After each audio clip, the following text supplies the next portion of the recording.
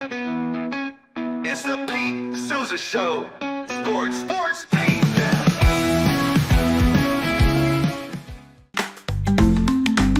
Get ready for epic savings at Best Buy. Right now, you can save up to $700 on select Alienware and Dell gaming products. Perfect for leveling up your gaming experience. Plus, grab the latest Android Google Pixel at an unbeatable price. Don't miss these incredible deals. Shop now at bestbuy.com and upgrade your tech today.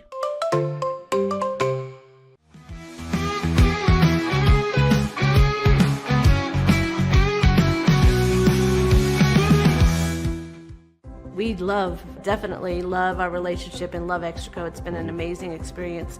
They made the PPP process easier. They were reaching out to me saying, what can I do to help you?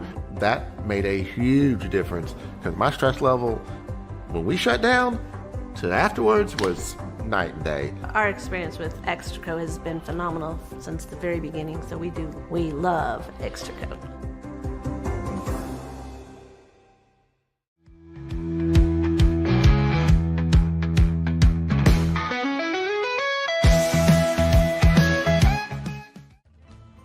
Ready to bring your vision to life? At Small Rig, every idea, design, and product is inspired by you, the creator. With our industry-first under co-design mode and the Dream Rig free customization project, we unite with global creators to turn big dreams into reality. Whether it's a cage rig or mount, Small Rig's versatile gear is built to elevate your craft. Small Rig, where your creativity meets our innovation. Go to smallrig.com.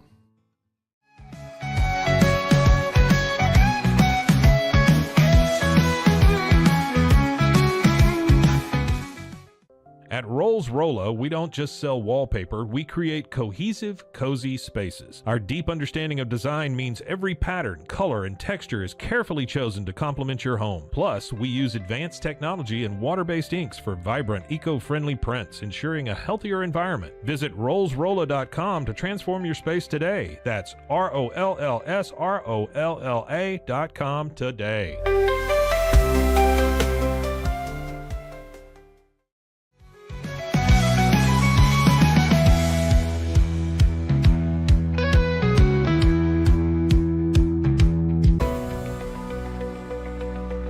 At 25 Home, our ultimate goal is to provide you with a transformative experience, making each day feel like it has an extra hour. We believe your home is more than just a space, it's a sanctuary where comfort, relaxation, and happiness thrive. Discover the difference at 25 Home today. Shop now at 25home.com.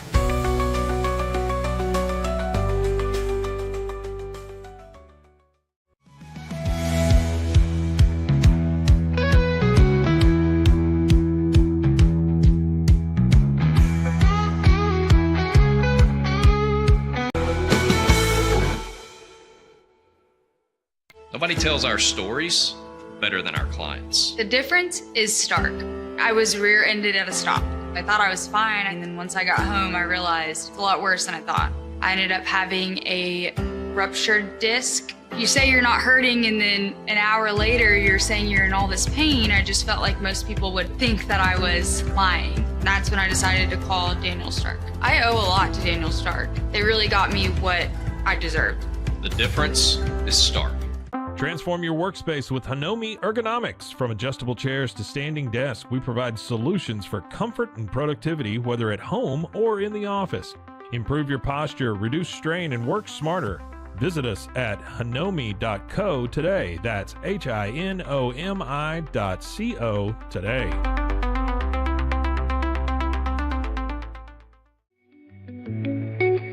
Unlock a world of convenience with Mully Box, your one-stop solution for personalized subscription boxes delivered right to your door. Each box is tailored to your tastes. Experience the joy of surprises. Subscribe today at mullybox.com. That's MULLYBOX.com.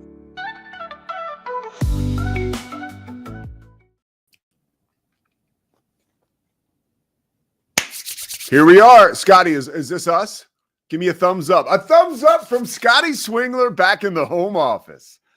It's the Pete Sousa Show. We are live here, presented by Slovacek's. Last day in Tempe. Had a hoops game last night, about to hit the road, get on a plane and come back to Texas. Cannot wait to get back to Texas. Been a nice trip out here. Again, we're presented by Slovaceks. We'll get into the trip and some nuances of that. We're also going to get into Baylor's loss last night to Texas Tech. We're going to be joined by Cameron Stewart of Locked On Baylor fame. We're also going to get into the Baylor football schedule that was released yesterday. Be curious to see what our man Scotty Swingler thinks of that. Early thoughts for me as the schedule stacks up difficult for Baylor early on. You open with Auburn, then you have SMU, then you have Samford at home, and then your conference schedule starts off at Arizona State. There's two ways to look at that, right? The way I see it. Now, there's one that says, man, this could be a problem for a Baylor team that's riding a wave of momentum and an expectation into this football season. Let me put my hat on. This hair, I look like Doc Brown. It's like a distraction. Oh, Marty.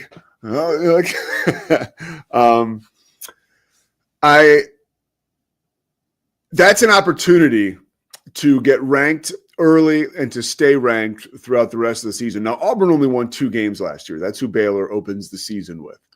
The second game is right up the road, but it's against SMU, a college football playoff team. There it is. Thank you very much, Mr. Swingler, back in the home office. That's why he's the best. And that game against SMU, there could be as many Baylor fans at that game as there are SMU fans. Like, keep that in mind. So, I mean, home game, not a home game. We'll see. I don't know SMU's fan base to, like, pack that stadium out to no end. So I believe Baylor will have quite a presence at that game. And it would be an opportunity early on in the season to beat a college football playoff team. The week previous that we were talking about against Auburn. Now, Auburn only won 2 games last year, but they have the 6th best recruiting ranking in all of college football. The Samford win, that's a chance to catch your breath. That comes in week 3. And then Arizona State, you start off your conference schedule. Good news about that is it's at home. The good news about this schedule, when you look at that top line, you've got 1, 2, 3, 4, your first 6 games, which are to be played at home. And Oklahoma State, we just don't know who they are. We'll find out soon enough, but we're not quite sure exactly who they are yet. So we'll chop that up a little bit, talk with Cam about that. I want to get Scotty's opinion on that as we get into segment 3. To start off, Baylor basketball loses last night. I didn't get a chance to really see the game. They lose 73-59 on the road against a ranked Texas Tech team. It was a situation where, I'm not even going to act like I know. I'm seeing these highlights for the first time. What the hell am I going to do here? Tell you. Scotty, did you watch the game last night? Yes, I watched the end of the game and listened to J-Mo a little bit. I called China Spring last night, but was able to catch the back half.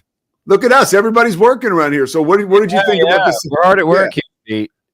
So what did you think about the second half of the game? I saw it was close early. Obviously, you see the score at the bottom of the highlights. But how did Texas Tech pull away? Yeah, honestly, McMillan was shooting lights out. And I, Pete, had no illusion that we were going to win that game on the road without VJ. VJ Edgecombe, of course, Baylor's star player, out still with that ankle injury. So I was honestly pleased with the effort. It was good to have Jeremy Roach back.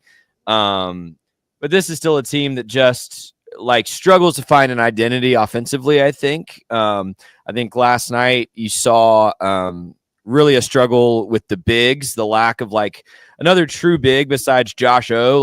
Norchad Omier is a great hustle kind of player, but he's 6'7". Baylor really struggles with size on the interior. So some of those issues came into play, and without VJ, you're just not going to beat these upper echelon teams. You're going to have VJ and Jeremy Roach, I think, to make any kind of run against great teams in this conference or beyond. Okay.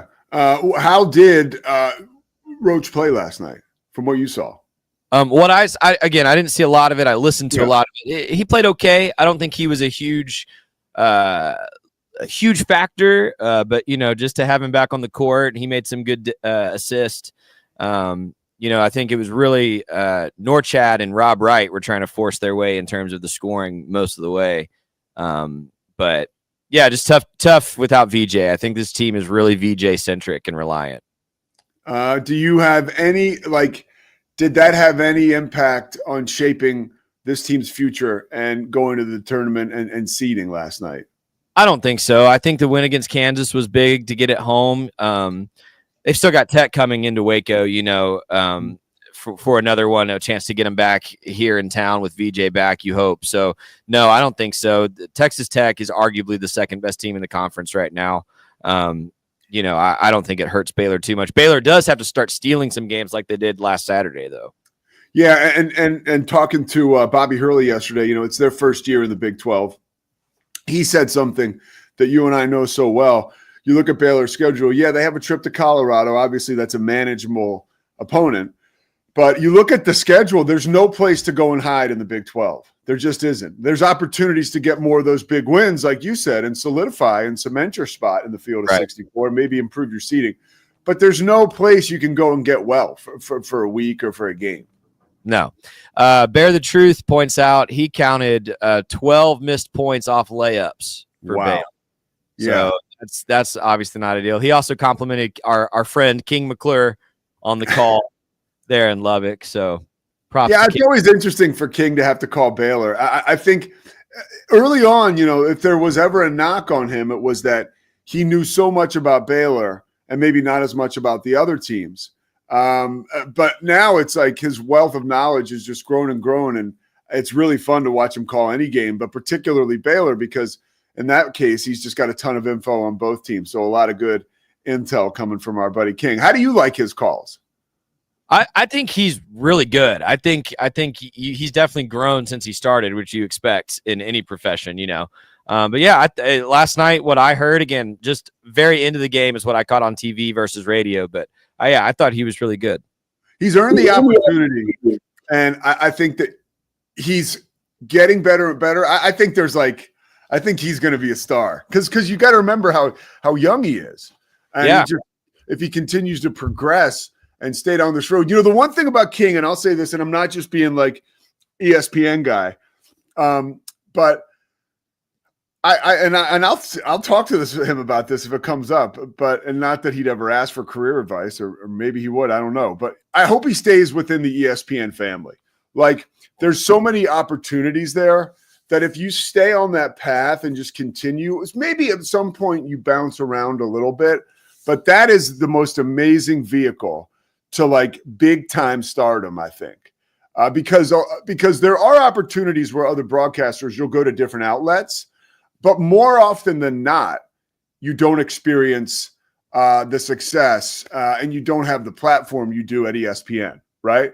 Because I think for King, there's opportunities on like First Take, on like, countdown shows and College Game Day. That whole package in itself, you don't find that in any other entity. I think that's a great point, especially where King's at.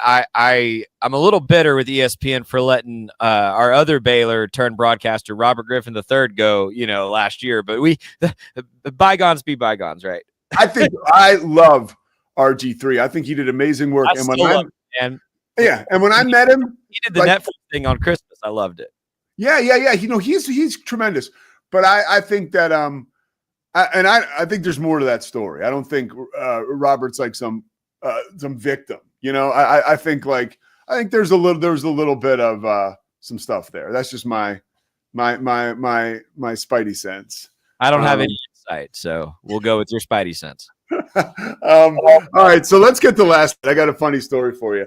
I'm in Tempe to do the Kansas State Arizona State game, and by all counts, an important matchup for both of these teams. Kansas State, they're doing the number now that they did last year. Jerome Tang is just amazing, former Scott Drew assistant. His first year at Kansas State, they have 26 wins, and they go to the Elite Eight. Last year, you have a little bit of a hangover, and you make a run and a push towards the end of the season, and you become that dangerous team that can beat anybody on any given night, and you fall just short of the tournament, and you end up losing in the first round to Iowa in the NIT. This year, sort of the same deal. Talked to Coach Tang yesterday. He's got Coleman Hawkins, who was probably the best get out of the transfer portal for almost anybody.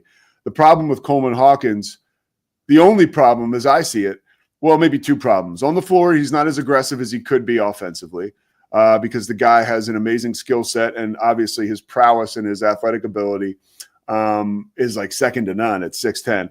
But the second problem for him is that he gets paid $2 million, and I guess his agent released that information prior to the season on The Athletic. So there's like a target on his back. There's a lot of pressure for this young dude out there.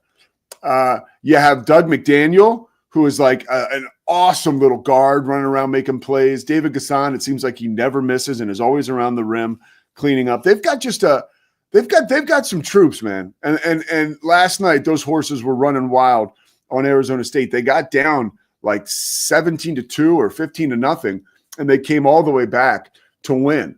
And now they've won 4 in a row. They beat they beat Oklahoma State, Iowa State on the road as part of this winning streak, and then they beat Iowa State ranked third at the time, and then they beat Arizona State on the road. These 2 wins against Arizona State and Iowa State that preceded the win last night, they hadn't won a game on the road in a calendar year prior to those victories. So it's like they're putting it together right now. I think they're at 500 overall, and this is where, the Big 12, there's no place to hide.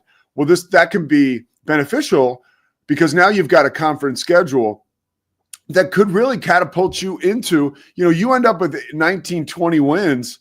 You've got an opportunity to make the NCAA tournament. And also you have a chance to chip away in the Big 12 tournament. So like Jerome Tang's team is never out of it.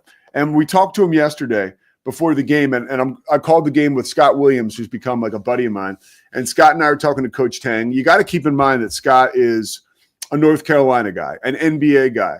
We live in sort of like a silo, right? In our Big 12 silo where like everybody knows everything about the Big 12. Scott is extremely knowledgeable about basketball, but he lives in Arizona. He's been a Pac-12 guy the past like 10 years. So he's like so excited to get to know the Big 12, and he knows it. And he comes to talk to these coaches uber prepared, but he doesn't know the dynamic between Scott Drew and Jerome Tang. And he starts to talk to him a little bit about, Jerome Tang's relationship with Scott Drew. And when Kansas State lost at home to Baylor, Scott Drew, as it's reported, and now I talked to Coach Tang, obviously very true, Scott Drew went into the Kansas State locker room and addressed Coach Tang's team.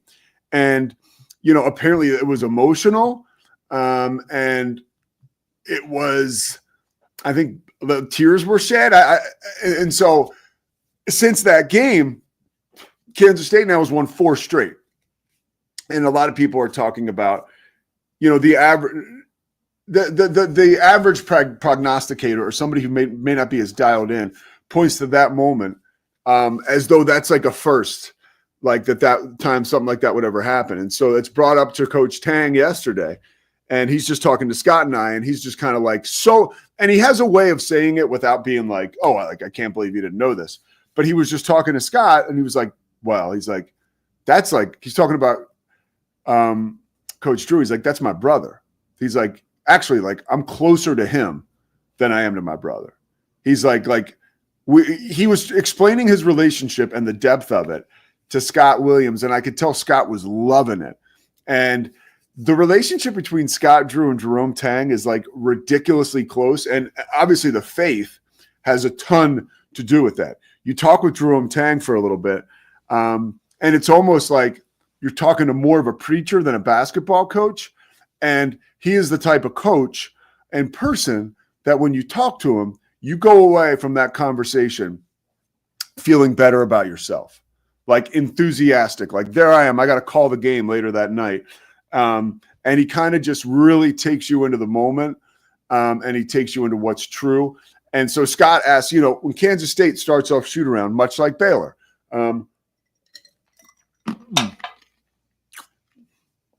excuse me, I'm going to wet the palate a little.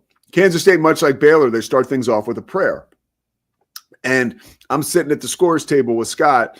Again, it's a closed shoot around, but we're allowed in. And Scott looks at me and goes, are they saying a prayer? And I was like, yeah, dude, they're saying, to me, it's normal. That's Baylor basketball. It's an extension of Jerome or of Coach Drew. And Scott's like, wow, that's cool.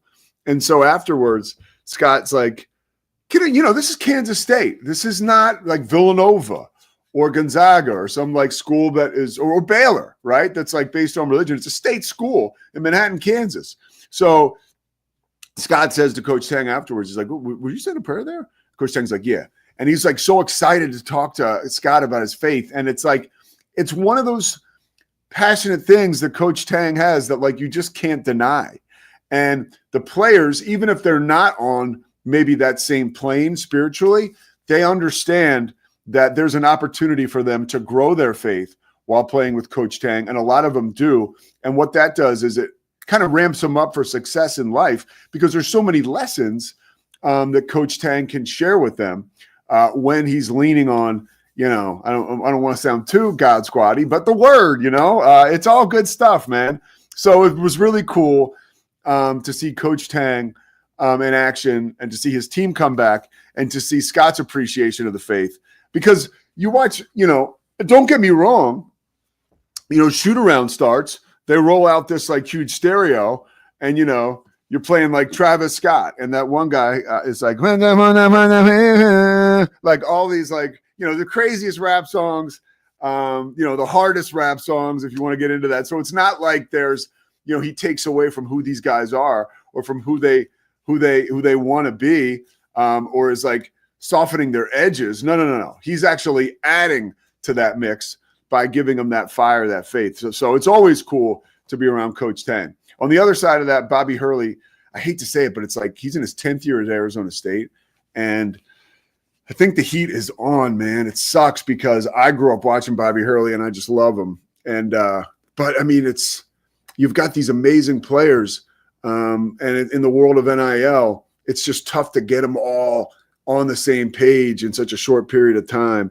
And, the pressure's building here out in Tempe. So I'm hoping that they can string together a series of wins and possibly make their way into March, because I think he is personality-wise, basketball history-wise, is a great addition to the Big 12. Now, as for last night's game, remember, we got Cam coming up in a little bit, but I got a story I want to share with you. So much like life itself, these games are with ESPN, but like stuff happens, man.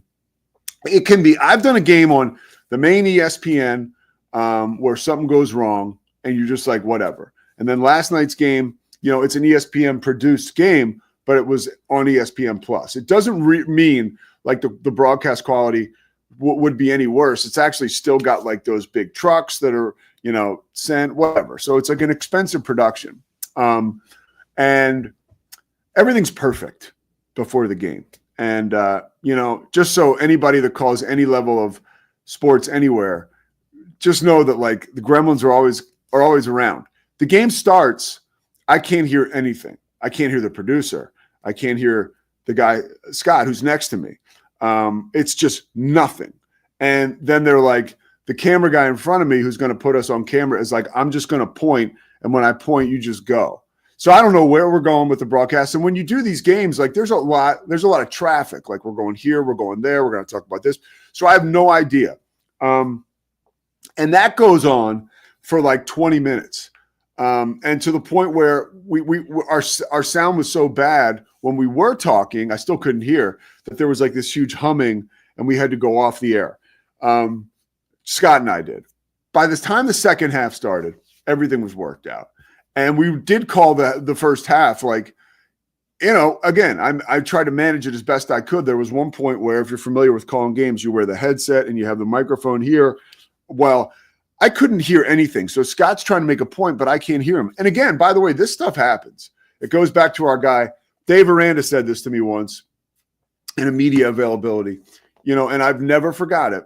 How are things going when they're not going well?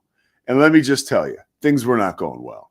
But like, how was I going to handle it? Was I going to freak out? Like, no, it doesn't matter who's accountable for this. Like, I've certainly made mistakes. And at the end of the day, I've got to do what I can to manage this thing and get it out to the masses and the people that are watching, some of which are hardcore Kansas State fans that were ready to break my balls wide open. So that gets me to my next point. I was so excited. Brennan Housen played at Villanova, was recruited by Hall of Famer Jay Wright, who, if you watch this show at all, You know I love Jay Wright. Jay retires. Howson is still enamored with Villanova. Jay convinces him to stay at Villanova, so Howson plays for Kyle Neptune. After he plays one season with Neptune, he decides he wants to transfer. Now, Brandon Howson is from Amarillo, Texas. His nickname is the Amarillo Assassin. So I'm like, damn, I can't wait till this dude knocks down a three. Like, I get to call him the Amarillo Assassin, finally, because I knew that was his nickname. So, Scotty, can you play this first clip? So here's an example. This is one of the threes he made early on. I need you to hear the whole call, so listen up. The air has been taken out of this building. Howson deflates it even more. Now, that's what I'm talking about. All right, there's another clip next to it, Scott. The air has been taken out of this building.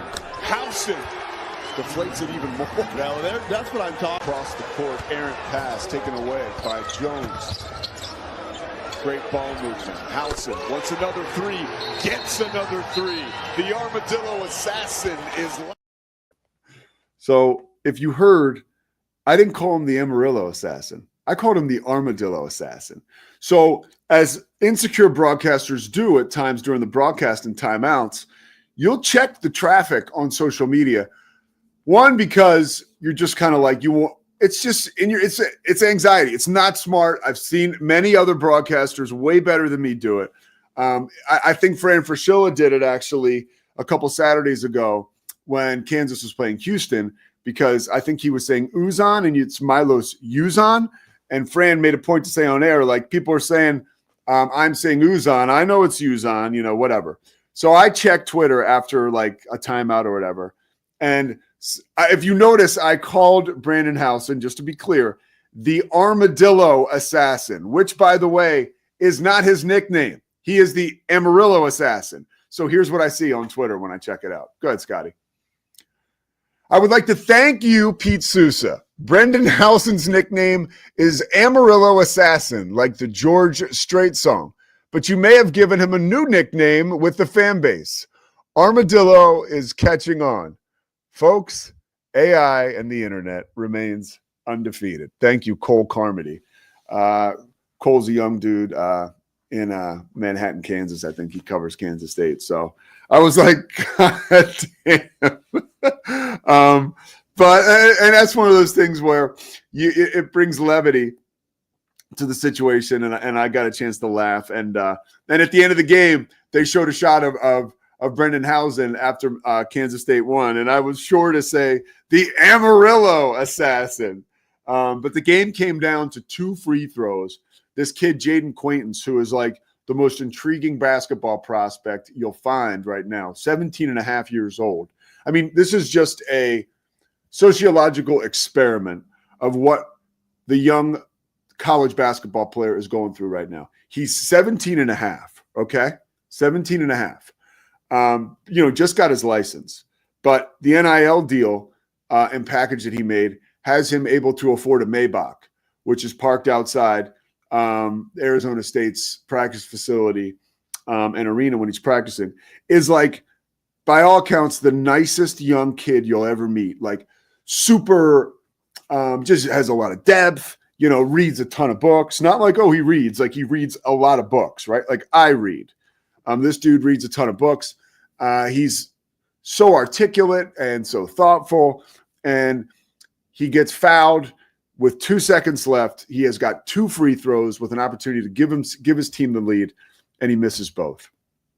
And so Positive Pete, as he's going off the floor, I make that comment because they show Brendan Howson. I'm like, there he is, the Amarillo Assassin, saying thank you to the fans from Manhattan, Kansas that made the trip to Tempe. And then they showed Jaden Quaintance. And I said, Jaden Quaintance, teachable moment. And then we went off the air, right? That was it. And, of course, Mosley, of the prick he is, sends me a text, teachable moment, LOL, giving me a shot because he thinks I'm too positive. But it was a lot of fun. It was an adventure. And then this morning, I get to do my Zach Owen crossover with Mike. And I'm talking to my wonderful girlfriend, Christy. And Mike just takes me on the Zach Owen show as I'm talking to my significant other in a hotel room, like with no pants on. I'm like, yo, Mike, like, I was like pissed because we were talking about something like personal, and I'm on the Zach Owen show at 9:35. The spot is at 9:45. He asked me if I was ready. I didn't respond. So why would you put me up on the air? I don't know, but that's what happened. So the Zach Owen faithful knows exactly what's going on in my personal life this morning with my girlfriend. Mike said nothing went out over the air, but do I believe him? No, not really. Am I going to go back and watch? I'm not going to do that either. Okay. But like after last night, where like there were so many technical difficulties during this goddamn basketball game, and then now I wake up to do the crossover on Zach Owen. I'm talking to my girlfriend. It's my birthday, and I'm taken live. And the Zach Owen world sees me for who I am, which is actually a wonderful boyfriend. I think I told her I loved her. All right, I love Cam Stewart. I love Mike Hamilton. We're going to come back after this and roll on the birthday edition of the Pete Sousa Show. Stay with us. Are you ready to take control of your health? At 4U Health, we believe wellness and lab testing should be accessible, inclusive, and yes, fun. With our tech-powered at-home lab test, you save time and money while feeling your best. Say goodbye to long waits and office visits. Check your health on your own terms with 4U Health. Visit 4uhealth.com today and free yourself from traditional medicine. That's the number 4uhealth.com. Get ready for epic savings at Best Buy. Right now, you can save up to $700 on select Alienware and Dell gaming products. Perfect for leveling up your gaming experience. Plus, grab the latest Android Google Pixel at an unbeatable price. Don't miss these incredible deals. Shop now at bestbuy.com and upgrade your tech today. At Fullwell, we bring together the expertise of registered dietitians, MDs, and OBGYNs to give you the best fertility support. Our research-backed bioavailable formulas are crafted with your health in mind, ensuring the highest quality and safety. From preconception to pregnancy and beyond, we exceed industry standards with independent testing for harmful contaminants. With our comprehensive practitioner directory, personalized care is always within reach. Fullwell, your trusted partner on your fertility journey. Visit us at fullwellfertility.com. Experience the perfect blend of exquisite craftsmanship and life-changing technology with Gevi. Every product is built with precision, featuring specialized parts that ensure durability, efficiency, and safety. We put every machine through 6,000 rigorous tests to guarantee long-lasting performance. With cutting-edge technology and a commitment to energy efficiency, Gevi makes your life easier, greener, and more convenient. Upgrade your everyday with Gevi.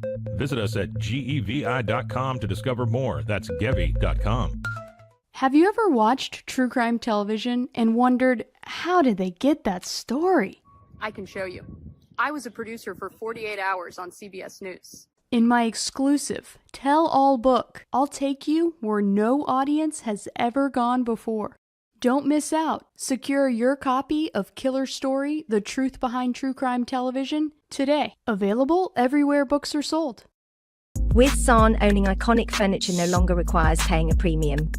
We use the finest materials like Italian top-grain leather, known for its durability and luxurious feel, and apply meticulous attention to detail in every piece we create. Our replicas are crafted with the same care and precision as the originals, but at a price that makes them accessible. With over 15,000 satisfied customers worldwide, we've proven that high-quality furniture doesn't have to come with a high price tag.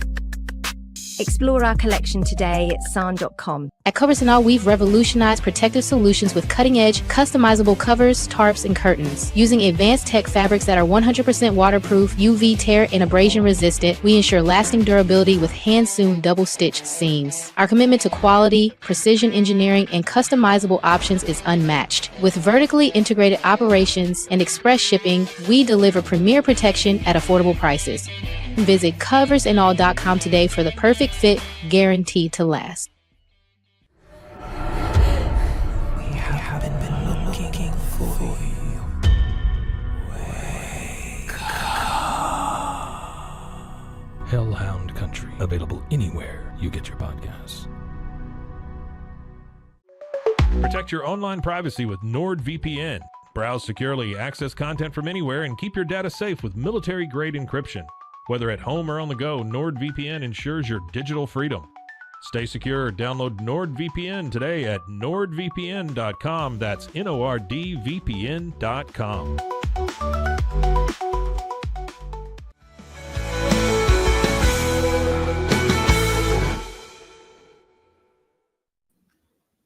Hey, there he is.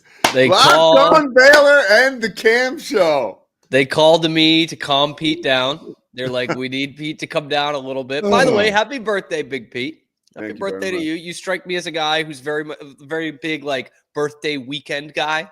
Oh, birthday month guy. No. February 1st is like, it's my birthday month. Oh, he runs a red light on February 22nd. He's just like, it's my birthday month. You strike me as the type. Kendra Scott, if you have females in your life that wear that jewelry, anytime during a birthday month, you can get jewelry there. So girls love that, like the birthday month. It lasts all month. They're perpetuating it, man. They're keeping this thing alive. Cam, I got a lot to talk to you about. First, we're going to start off with something funny. You probably haven't watched the whole show. Scotty Swingler's back in the home office. So, surprise, surprise, yours truly made like a slight faux pas last night on the Kansas State game and was subsequently owned by the internet. Again, internet 5, Pete Sousa nothing. So this one is great. No, hold on. Play the clip first. Take it down, Scotty. All right. So here's the clip, okay? The air has been taken out of this building. Housen deflates it even more. Now, that's what I'm talking. Across the court, errant pass taken away by Jones. Great ball movement. Housen wants another three, gets another three. The Armadillo Assassin is. So that could catch on. His nickname is the Amarillo Assassin. Yeah, I figured. Yeah. So right after, I do the insecure broadcaster thing at break. I check my mentions, and this is what I see. Hell yeah. That is so good. That is so good. I'm telling you, that could catch on, man. The Armadillo Assassin. Like, there's some. Do they still do promo posters like him just holding an armadillo in one hand, a basketball in the other? I can see that. I don't think I'm going to go down in the lore that the sports writer from the Houston Chronicle did that named Phi Slamma Jamma. I can promise you that. Probably not. Yeah, but kudos to Kansas State fans and getting in my rear for that.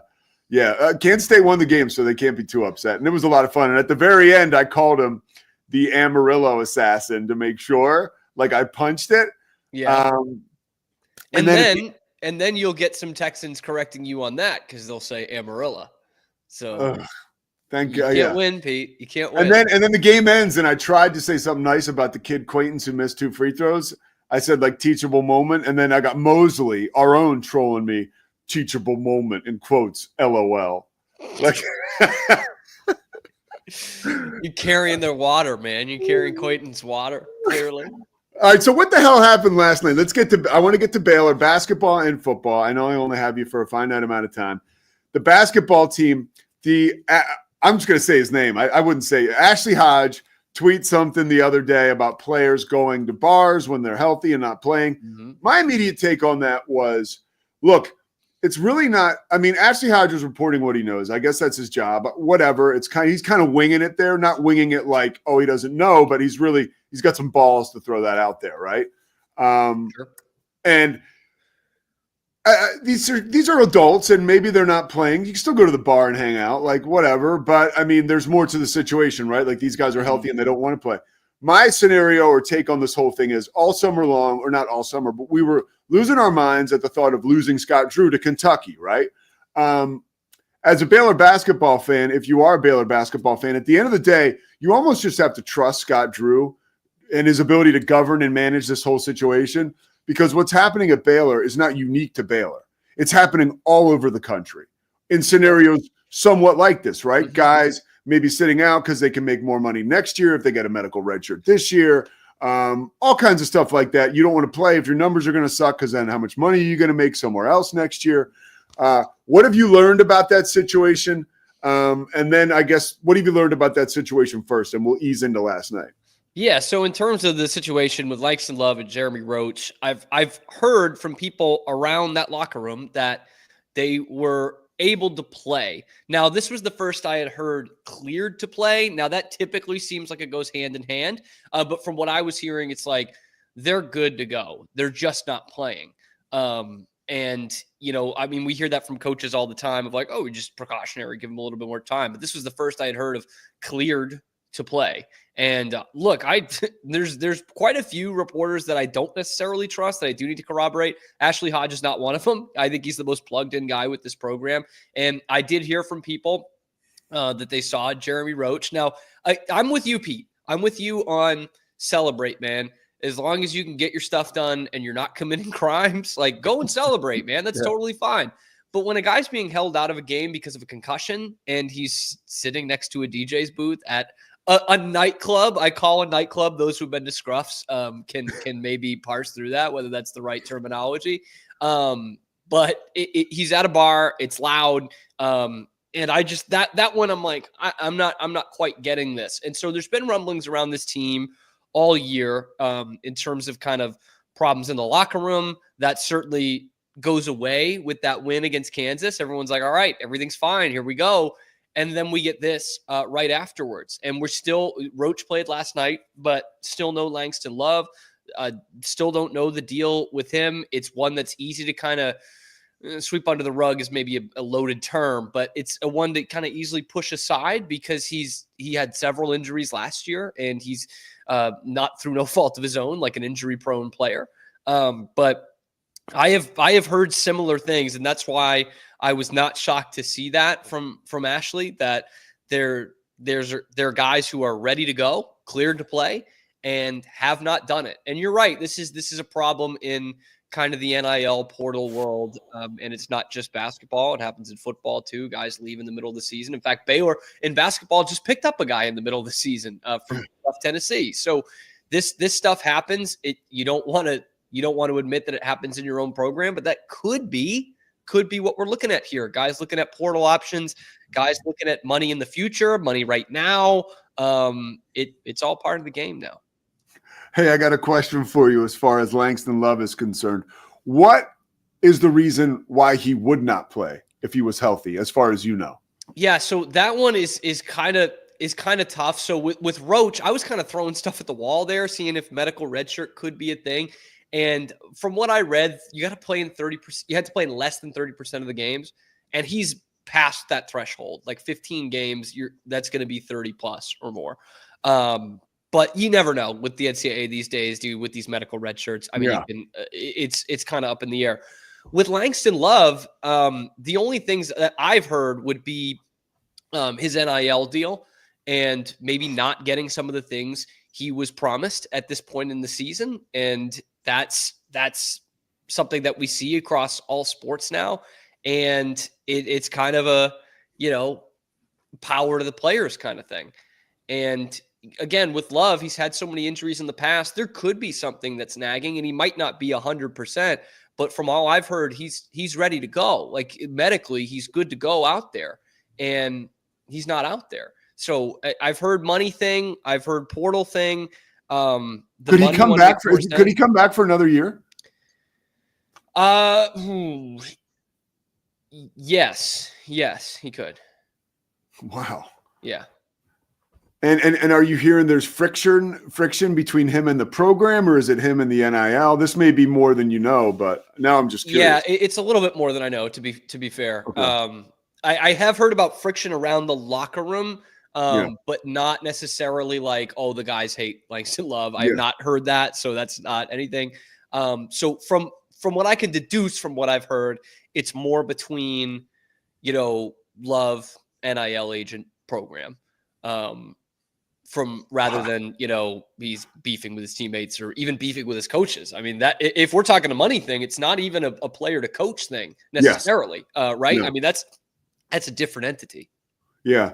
And there's a lot of cooks in the kitchen too. Like if you talk to people around, we do stuff here at Rogue Media with GXG Elite and they work to facilitate contracts. And I'm not even going to begin to explain how it works because I don't know. But that's one group. Then there's another group. You know what I mean? Like there's all these different groups, whether they're collectives or not. And the players have agents, right? Yeah. Like the players have people who aren't agents writing out these. Right? Yeah, yeah. Good point. I mean, they don't. Players have agents who are mailmen. Correct. They don't have to be lawyers. They don't have to have any kind of special degree. Yeah. And so that could be a problem when you're writing up a contract, right? So, that could be the case as well. This is what's weird about this, and it's something that's very different from sports in general, but specifically college sports that we've known it as. This could be an issue between agent and NIL people from the school. Like this, there might not be any beef between Langston Love and teammates and coaches, and yet we're in this thing right now, and it's affecting everybody. I was, I did the Cincinnati game, and I saw him at the shoot around, and he was so pissed before the game, and he was just before shoot around, he was just sitting there in the gym by himself. And initially, I thought, wow, that's a guy that's disappointed because he's not cleared to go. And now the imagination starts to go like, well, maybe he was pissed because he gets instructions from whoever he's getting instructions from and trusting, hey, you can't play tonight. Like, tell them you can't play. And you need to be there. Yeah, that's all speculation. Yep. And again, it goes back to really, I truly believe it's so much bigger than us. Like, you've got the coach that you want. You would rather have no other person really managing a situation like this, truly. So you just got to put your faith in your coach and, root this team on. I saw, the fact that they were able to win, that game against Kansas. It's like, wow, it gives this program life. That's a huge win, a signature win from them this season that they didn't have. What did you see last night against Texas Tech with that shit-eating grin of yours? Yeah, well, I hate the scheduled loss thing, but last night was a scheduled loss. Like, when VJ Edgecombe was not in that game, it wasn't going to happen. Tech, I think, is the best team in the Big 12 right now. Obviously, Iowa State, Houston, and Arizona, still kind of on the outside. Arizona are right up there as teams that could go to the Final Four potentially, but Tech is playing out of their minds right now. They had a really galvanizing win against Houston on the road on Saturday. They can pack out their arena on Tuesday nights, and it's you see that. I kind of said this on my post game last night, but you turn on the game, VJ Edgecombe's not in the starting lineup. It's a full house in Lubbock, and you're thinking, we've got no chance, no chance in this game. And I kind of see this as a shorthanded game because VJ doesn't miss time, and that is a big loss for them. I think they were, in turn, were more shorthanded in this game than some of the games they were without Roach and Love, just because of what VJ brings you. But they got their ass kicked on the boards the first half, and they ended up tying in that category for the game, which is wild. There's no stat for missed layups, but my God, they were. Yeah, that's Bear the Truth's chimed in on the chat earlier. He said that they lost like 12, 14 points on missed layups. Had to have. They just smoked layups all game long. They shot 34% for the game. They shot 19 of 56 for the game. And so the rebounds end up being even, but Tech gets off 12 more field goal attempts than them. So like that's telling, and they can't hit threes when VJ's not out there. They're just a team that's very aimless when VJ Edgecombe's not on the court. And we all know what kind of talent he is and what kind of, perspective we had for him going into the season, prospectus, I guess. But if VJ's out for one game, like, that shouldn't change entirely how you look. And what really kind of bugs me, Pete, in terms of a bigger picture here, because like in a vacuum last night, again, don't like making excuses for a program of this ilk, but it's like, okay, Tech's much better than you, and you're playing on the road, and your best player wasn't playing. Like, that was going to happen. But just in like bird's eye view of all of this, the last like 3 years, Baylor doesn't win those big road games. You saw Kansas State last night. Kansas State's a team that's probably still not making the NCAA tournament. And they went into Hilton on Saturday and worked Iowa State, a much better team. And of course, there's some flukiness on the Iowa State end for that. But like, Baylor hasn't had a win like that on the road in years, man. And you look at any of the games they've played on the road that were not in completely dead gyms, right? Like anything with any kind of atmosphere, right? So that's Gonzaga, that's UConn, Arizona, BYU, Iowa State, and last night against Tech. They lost all of them. All of them. I think only one was single digits. Like, they don't even come close in these games. Like, to me, that is the mark of a good team. And right now, this is a team that probably should still get in the NCAA tournament, Baylor, but it's far from like that mark of a good team. far from a contender in this conference, which I'm sorry, they should be. They're a top 10 team coming into the season. You brought in a bunch of freshman talent, and you brought in some really grizzled veteran talent. Like this shouldn't be as bad as it is. Again, last night, you just accept it at this point, but it shouldn't be this bad. Oh, what do you get the feeling around the coaching? Like, I this is like a segue into something I think that I've gleaned between Scott Drew and Jerome Tang. I feel like Coach Drew is doing most of the coaching now. Yes. That's something I've noticed. And then yesterday, talking to Coach Tang, and I asked him this question, and he didn't comment, but he said he felt like he's had to simplify things for his players, and they've really gained an advantage, right? He said, we were talking to the guys, and everybody kept saying, I'm kind of confused. I'm kind of confused. And he said, and I'm starting to get the feeling that that's what you get now with so much turnover. Mm-hmm. And he said, finally, I said to my coaches, they're hearing too many voices from you. He said, they need to hear from me.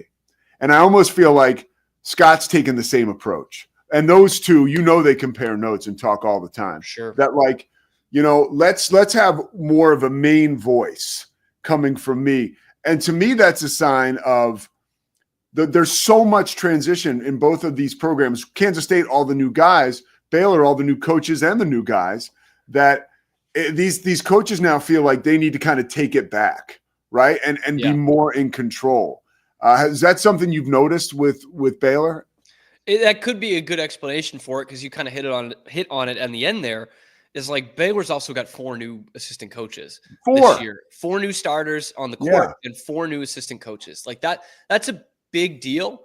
And to Tang's point, like that's not necessarily a new thing in college basketball. We've seen that be successful. Like, what's the Bill Self coaching tree?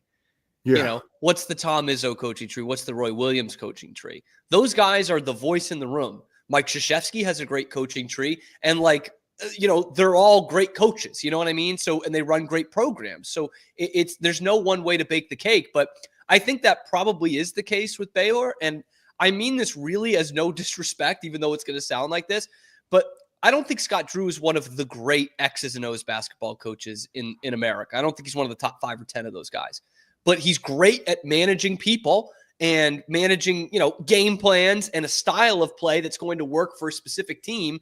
And not all coaches can do that. And I think that's where Scott has been really successful.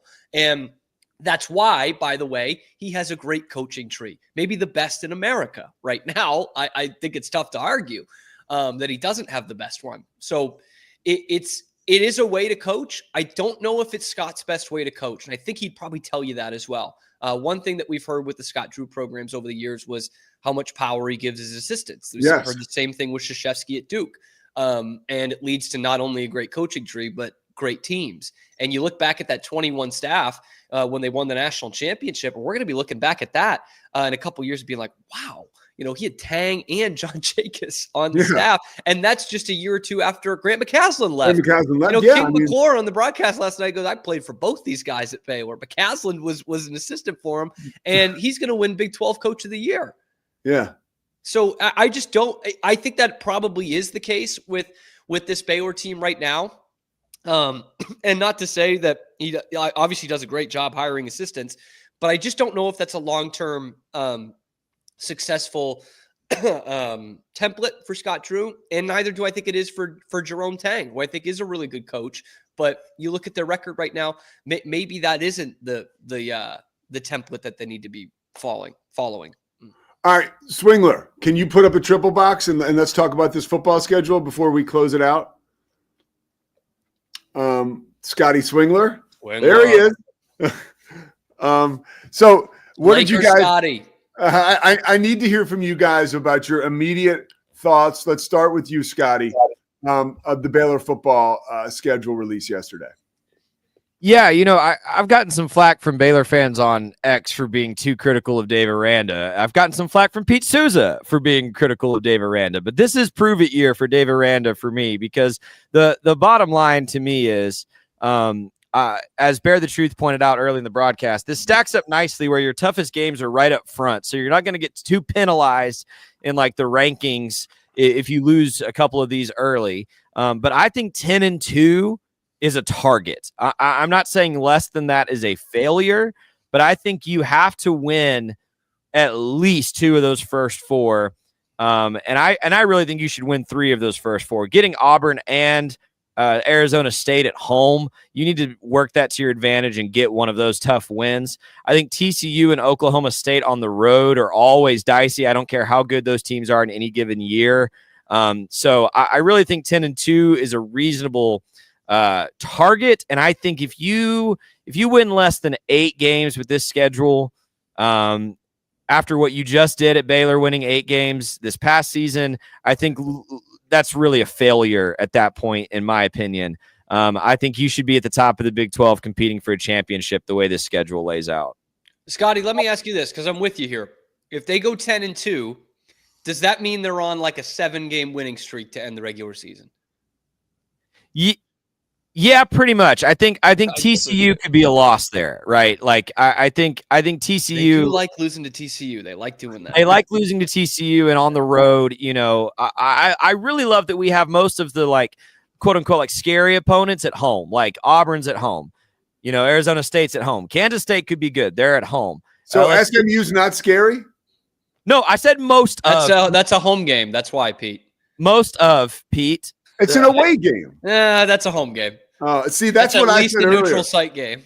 Pete, so, Scotty, what do you think about that? Because I know what Cam thinks about it, and I weighed in on it earlier today. I feel like it'll be almost 50-50 fan base wise. What do you think?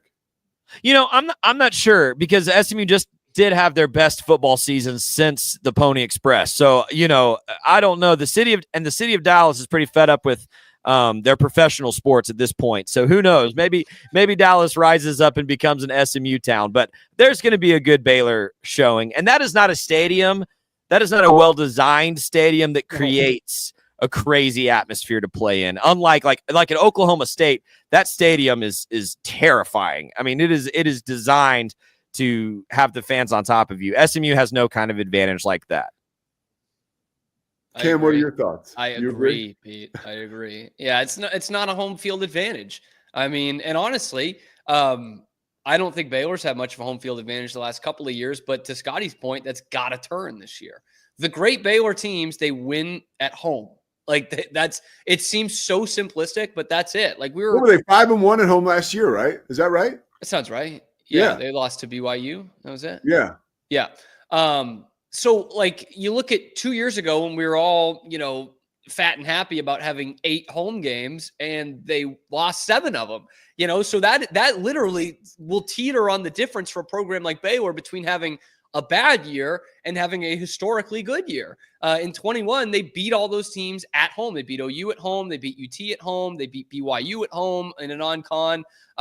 Like that's a big part of this. And I agree with Scotty in terms of having those front loaded, that tough schedule. They have the toughest first month of anyone in America, by the way. And that's not even including Kansas State in the first week in October. Like the 2 college football playoff teams in the first month of the season, the first 4 games. That's tougher than what anyone else has got going right now. So that is somewhat beneficial to them. And Auburn being in there, which is not a great team, but certainly a brand and certainly SEC. Like if you're going to be Baylor, by the way, 6th ranked overall in recruiting by a lot of those recruiting Auburn? services. Yeah, so they brought in a ton more talent. So the thing with this, why it's so good that it's front loaded, because college football is going to be very much of what have you done for me lately. And if Baylor is in if they're not in the Big 12 championship game, they're not getting in the playoff anyway. I think that's probably fair to say. But if they're in that and they've won 5 or 6 in a row and they're 10-2, like that's going to be a great perception for the committee. Great perception. The same way it kind of was with the ACC and SMU going into their conference championship game that they hung tough and they lost, but they were really good. They were the best team in the conference the last month and a half of the season. So if Baylor can kind of survive that first month and I think go 3-1 probably, then they're in good shape if they kind of take care of business the rest of the way. And unfortunately, that is half the battle for the college football playoff is when you're doing it. If you're winning, or excuse me, if you're losing 2 games in September, that is way better than losing 2 games in November. Way better. Doesn't matter who you're playing. All right, 2 more questions, one for each of you. Scotty, when is the last time you can remember, because even talking to Cam, who's a miserable, the expectations are high. When's the last time you can remember expectations being this high? Is it 2022? When they opened the season, I think they were ranked 10th in the country, or do we go all the way back to Art Briles? 2022 is a big letdown. I think Baylor fans probably feel better about this returning talent even than 2022, especially at quarterback with Sawyer Robertson. So yeah, I might say 2015, I might say 2015, when Seth Russell and that team started 7-0 and had the best offense in America for 2 months. That was the last time I can remember this much. And again, I want to go back to one thing Cam said, because I disagree with one thing. I agree about the first month. It doesn't matter who the teams are. I think it does matter who the teams are. I think if your playoff scenario is we're 10-2 and we lost to, even if it's Auburn, we're 10-2 and we lost to Auburn and SMU.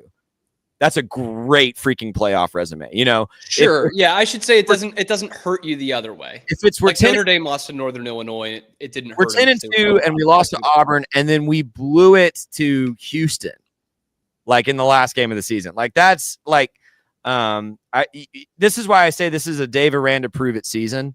You cannot blow any of these games that you're going to be favored in. Like you gotta win the games on your schedule you're supposed to win.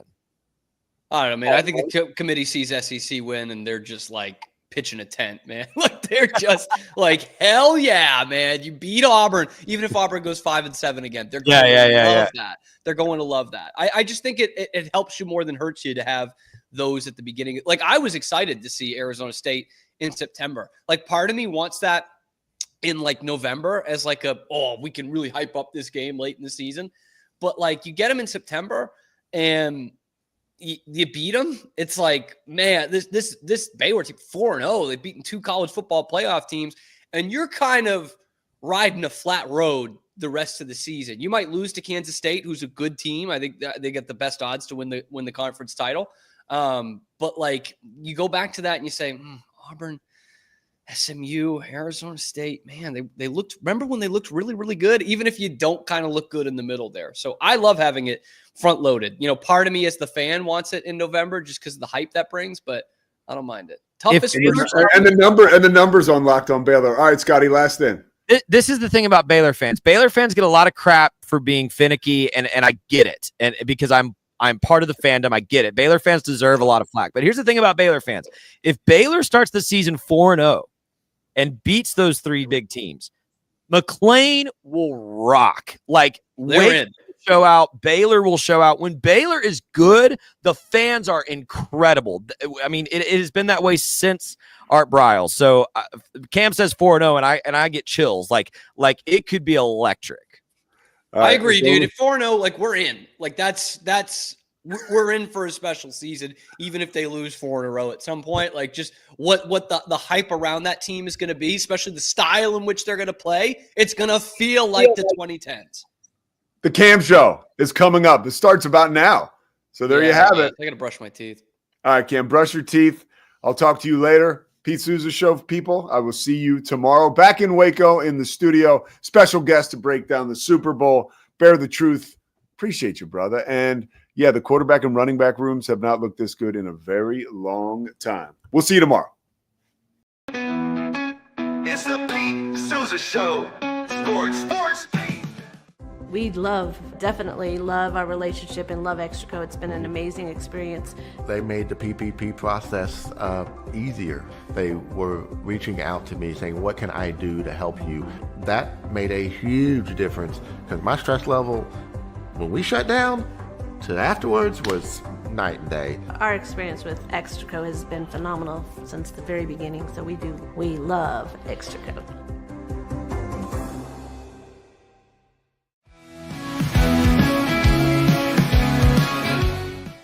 Nobody tells our stories better than our clients. The difference is stark. I was rear-ended at 70 miles an hour. I was injured, had a concussion. The insurance company, they delayed. They were playing games from the initial conversation. They weren't going to help me. The biggest thing I learned through this is that you can't go through this alone. I called Daniel Stark. They were going to help me and everything was going to be all right. Daniel Stark got me 10 times the insurance company offered. The difference is Stark.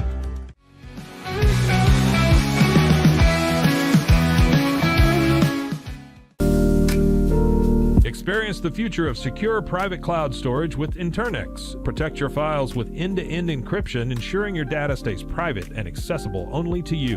Enjoy seamless, fast storage without compromising security. Visit Internext.com today and take control of your digital life. That's INTERNXT.com today.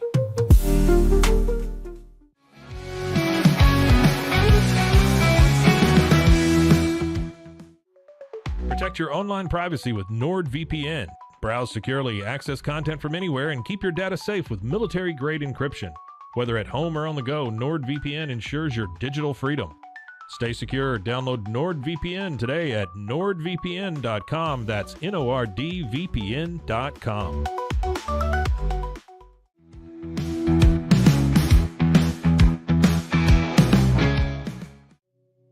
Farmhounds offers natural treats and chews made with quality products that support family farms, regenerative agriculture, and humane farming practices. Give your dog the best with wholesome, organic ingredients that promote health and happiness. Shop now at farmhounds.com.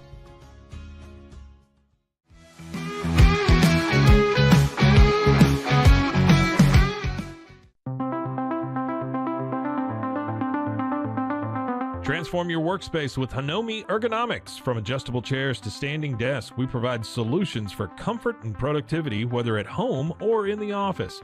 Improve your posture, reduce strain, and work smarter. Visit us at hanomi.co today. That's HINOMI.co today.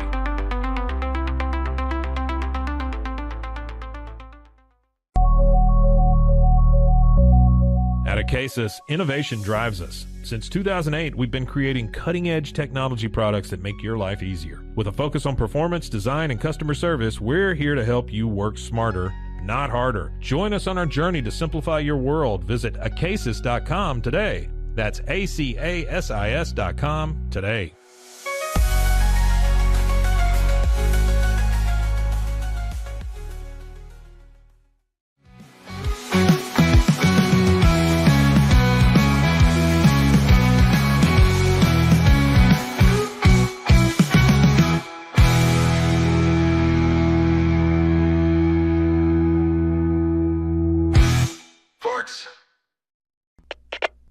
We